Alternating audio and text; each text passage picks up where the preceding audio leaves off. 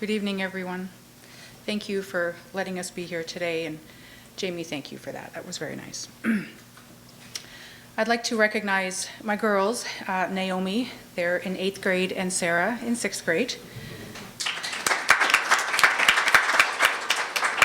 who are truly the heartbeat of this case and the reason that I am so passionate about standing up for religious liberty and the right of parents to choose where their children are educated. These girls have stayed the course with me, and they have endured many a camera pointed at them, not just because Mom told them to, but because they know that ultimately the outcome of this case affects their future and the future of so many other children and families as well. Many years ago, when I was still married to their dad, I was a homeschool mom. At the time, I chose homeschool because it allowed me to teach at a pace that was more suited to the individual needs of each of my children, and because it permitted me to instill in them the Christian values that were so important to me, values that they might not be so likely to learn at public school. By the end of Naomi's first year homeschool in kindergarten, she was reading and writing in cursive and was strides ahead of most of the kids her age, which they don't even teach cursive really much more in public schools at the younger grades. She was excelling and she loved learning. But then life changed. Their dad abandoned our marriage and moved to another state, leaving me in a house that was now in foreclosure with 3 young children and no source of income. I've never been one to sit around and wait for someone to help us. So that fall, I enrolled our kids in public school and I found work. I started off with housekeeping and then into office administration and then finally back into accounting and bookkeeping, which is where my training is in. We were getting back on our feet one day at a time, and it felt good. So over the next couple years, I worked hard. I took on extra jobs on the side, I saved every penny I could, and eventually I bought a home for myself and the kids. Moving to a new home in a larger city meant the kids had to change schools. They were now in a much bigger setting where the individual attention just wasn't there. They weren't challenged academically. They were learning things that didn't necessarily line up with our values.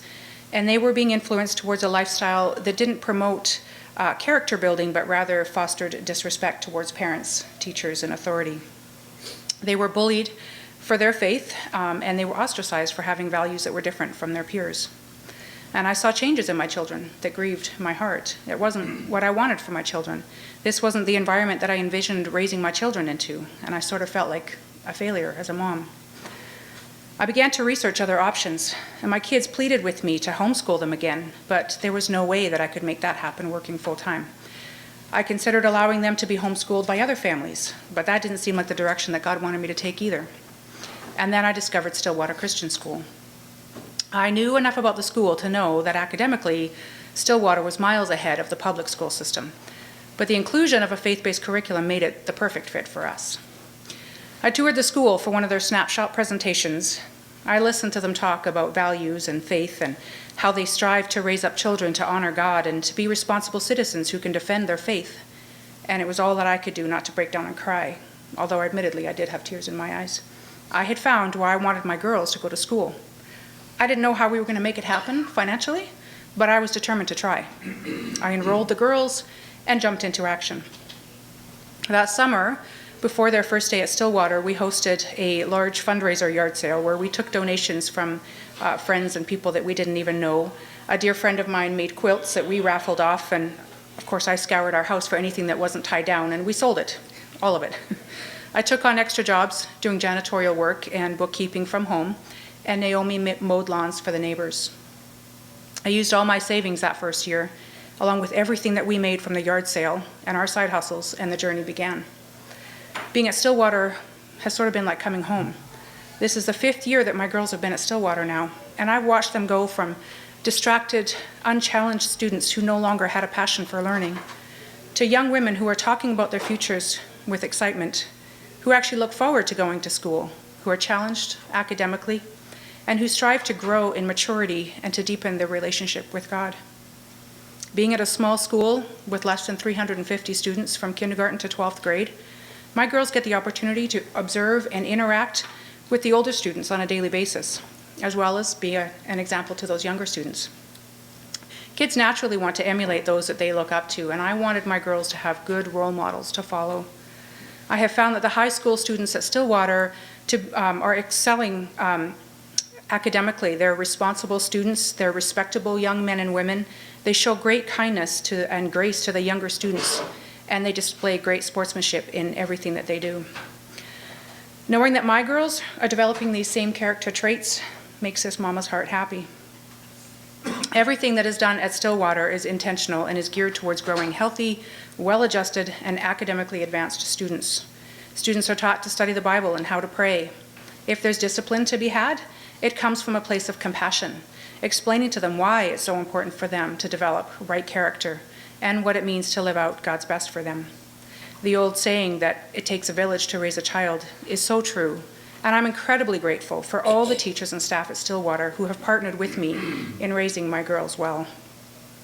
I've always worked extra jobs to keep them there, and I will continue to do so. Despite tuition assistance through the school, I still pay a hefty sum for tuition every month. And then as tuition costs increase every year, it's becoming more and more of a struggle to keep affording it. But that's where the tax credit scholarship program becomes so beneficial, not just for our little family, but for all the other families out there as well. In 2015, legislation was enacted in Montana to allow incentives for private citizens to contribute to scholarship organizations towards private school tuition. We were thrilled. This would bring an added level of assistance to many families throughout Montana. But the Montana Department of Revenue promptly stepped in and informed us that if our children attended private religious schools as opposed to private secular schools, we would not be able to access these scholarship funds. They argued that tax credit incentives of private donations somehow amounted to an appropriation of public funds, thereby violating Montana's constitution on funding religious organizations. But such is not the case. This is flagrant discrimination against religion and would ultimately amount to the hindrance of our right to choose where our children attend school.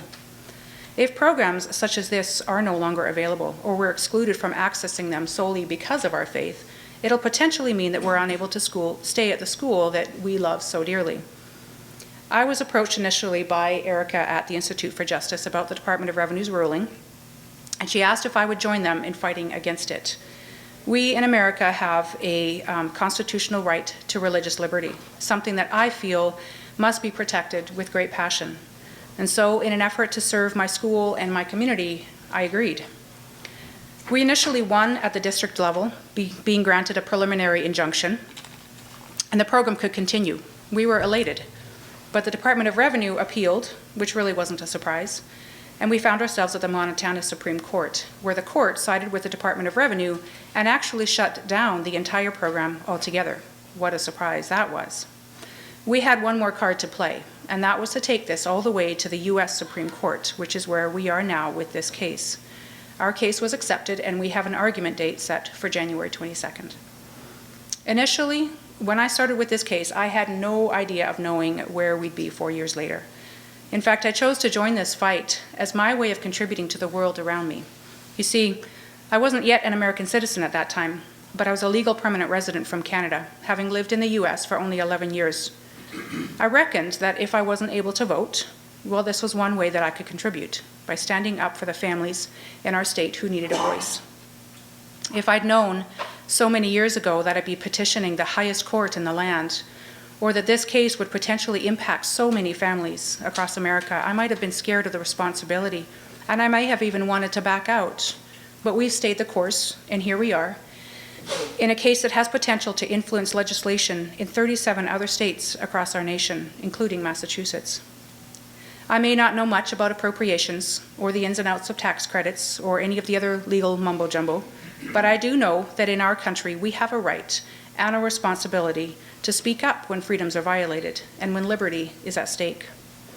The Judeo-Christian values that initially shaped this great country helped create a society that promoted moral discipline and personal virtue, much of which I believe we're losing in our world today as we veer farther and farther away from these principles.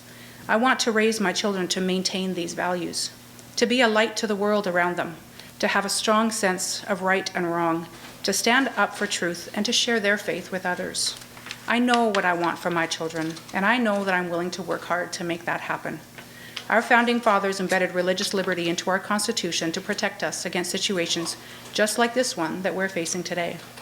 If the scholarship programs are available, why should we be excluded from accessing them just because our children attend a faith-based school? Is that not an attack on our freedom of religion? As a parent, I have the constitutional right to choose where my children go to school, and I will continue to fight for that right, for myself and for the many other families that this case affects. Thank you for the opportunity to speak with you today.